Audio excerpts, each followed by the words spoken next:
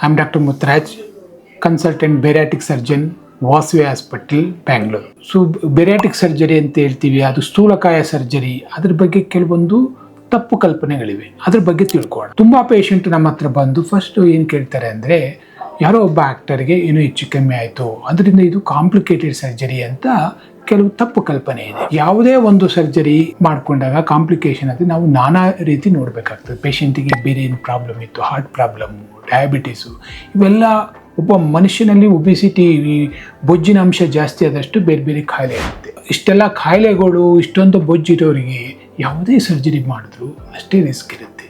ಹೀಗಾಗಿ ಬೇರಿಯಾಟಿಕ್ ಸರ್ಜರಿ ಅನ್ನೋದು ರಿಸ್ಕ್ ಅಲ್ಲ, ಅಲ್ಲಿ ಅವ್ರಲ್ಲಿರ್ತಕ್ಕಂಥ ನಾನಾ ಕಾಯಿಲೆಗಳಿಂದ ಅವರು ರಿಸ್ಕ್ ಬರ್ತಾರೆ. ಹಾಗೆ ಬೇರಿಯಾಟಿಕ್ ಸರ್ಜರಿ ತೊಗೊಂಡ್ರೆ ಲಾಂಗ್ ಬೆಡ್ ರೆಸ್ಟ್ ಬೇಕು ಅಂತಿದೆ, ಅದು ತಪ್ಪು ಕಲ್ಪನೆ. ಬೇರಿಯಾಟಿಕ್ ಸರ್ಜರಿ ಮಾಡಿಸ್ಕೊಂಡವರು 90% ಜನ ವಿತ್ 4 ಗಂಟೆಯಲ್ಲಿ ಎದ್ದು ಓಡಾಡಬಹುದು. ಸೊ ತುಂಬ ಪೇಷಂಟ್ಸ್ಗೆ 1 ದಿನ 2 ದಿನದಲ್ಲೇ ನಾವು ಅವ್ರಿಗೆ ಡಿಸ್ಚಾರ್ಜ್ ಮಾಡ್ತೀವಿ. ಹಾಗಾಗಿ ಬೇರಿಯಾಟಿಕ್ ಸರ್ಜರಿ ಅನ್ನೋದು ಸೇಫ್ ಸರ್ಜರಿ.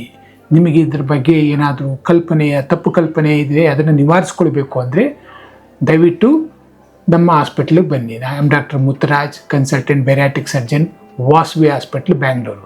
Thank you.